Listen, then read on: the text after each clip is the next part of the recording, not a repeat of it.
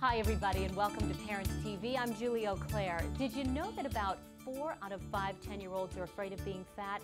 It's really frightening, and it has a lot of parents worried that their children could develop an eating disorder.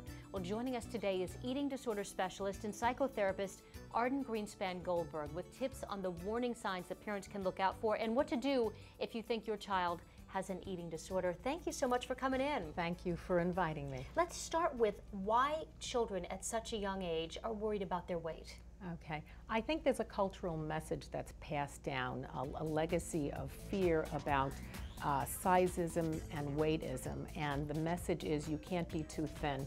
And if parents take that literally and pass that on to their kids, then we got big troubles here. Parents sometimes don't realize unwittingly, they talk about fat grams and calories, and children get frightened at hearing that kind of talk. So Arden, how do eating disorders develop? Do they actually start at that young age? They could. Children get stressed out like we do, and so it's a simple way of controlling and containing anxiety by focusing on one's weight and one's scale, and especially if a kid is feeling out of control in their life, depending on the context of what's going on in the family. If there's other stresses in the family, that this is something that a child can do. They can control what they put and don't put in their mouth. Let's start by talking about anorexia. Tell us what the signs are, what parents should be looking for. Okay, anorexia is a severe restriction of food and a dramatic weight loss. Parents need to be aware of changes in behavior in their child. When a child starts skipping meals, when they start getting restrictive in what they're eating, and when they start sounding very perfectionistic and condemning themselves about grades at school, or just, I look fat, I don't like the way I look, that is a sure, solid sign that something is brewing. How about bulimia? Because sometimes the signs aren't there necessarily. Well, harder to spot? Very hard to spot. It's the best kept secret, because bulimics can be of an average weight, but it's recurrent binges and purges, okay? And parents need to be alerted to things like food missing in the house, a child frequently going to the bathroom to relieve themselves, to purge.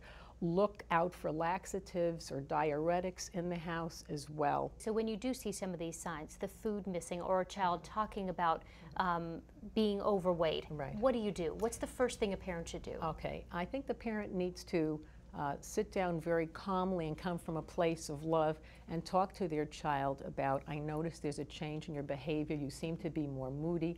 I notice you're skipping meals.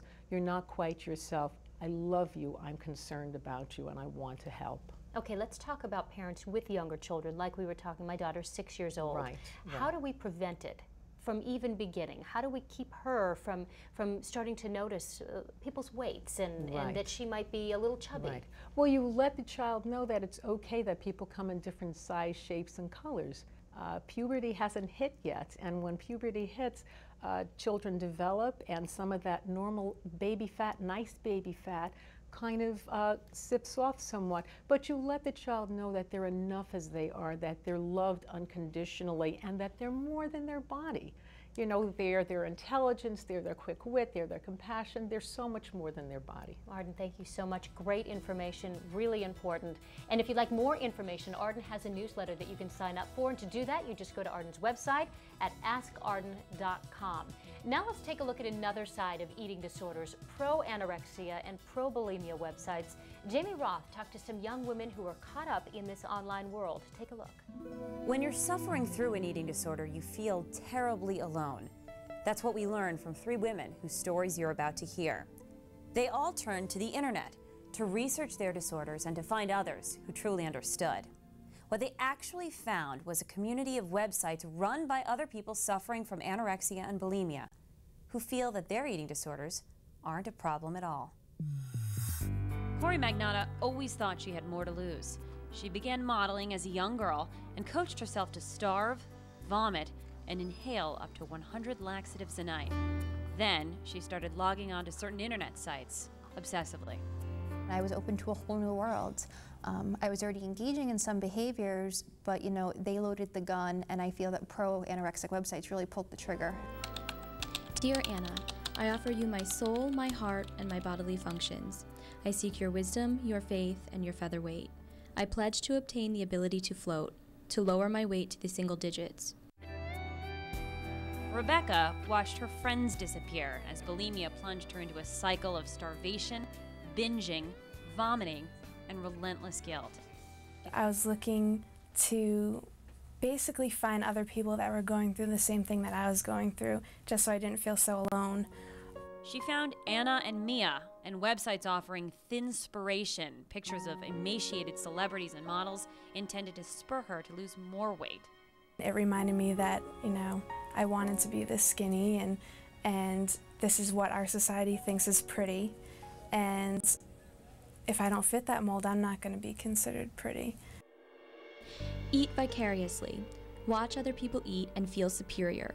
You don't need that food. If you vomit a little blood, stop. I force you to stare at magazine models, those wayfish models of perfection. I make you realize that you could never be them. You will always be fat, and never will you be as beautiful as they are. Amy Pomerantz is the nutrition coordinator for Student Health Services at UConn. She says Anna and Mia can make sick people sicker through subtle trickery. This is their friend. Anna and Mia being very friendly names. Something in life that is always there for them. It's encouragement of the unhealthy behavior. At one point, Emily DeGemis restricted her diet to cantaloupe and diet soda. Pro-Anna websites told her there was nothing wrong with looking like this. I think they promote the idea that it's more acceptable and desirable. It's not seen as a problem, and when you're already ambivalent about changing, that becomes like your safety zone. More than finding solace in community, Corey Magnotta found organized activities. The bunch of Mias, such as bulimics, will get together and they'll organize a team starve to see who can starve the longest. Now, unfortunately, the prize is usually somebody dies. It's impossible to know just how many pro-Anna, pro-Mia websites exist. Many assume a religious overtone, offering prayers and creeds which promote starvation. There's even a thin commandments. Thou shalt not eat without feeling guilty. Thou shalt not eat fattening foods without punishing oneself afterwards. For Corey, the reading material only took her so far, until she linked up with a pen pal known as an Anna Buddy. My partner was in the UK, and because she was in the UK, she could get the good diet pills that were illegal in the United States. I'd either send her money or United States pills. It's like, hey, let's trade. Now, these women have found the will to recover. But even today, Rebecca admits that looking at pro-Anna sites is risky. Looking at the websites, they come back a little bit stronger. Like, I kind of want to get back into that again because I'm not happy with how I look. How powerful are they then? I think they're very powerful. I think they're dangerous. Some internet search engines will no longer direct you to the pro-Anna, pro-Mia sites, but others will, saying it's an issue of free speech. And just as quickly as these sites may disappear, others can easily take their place.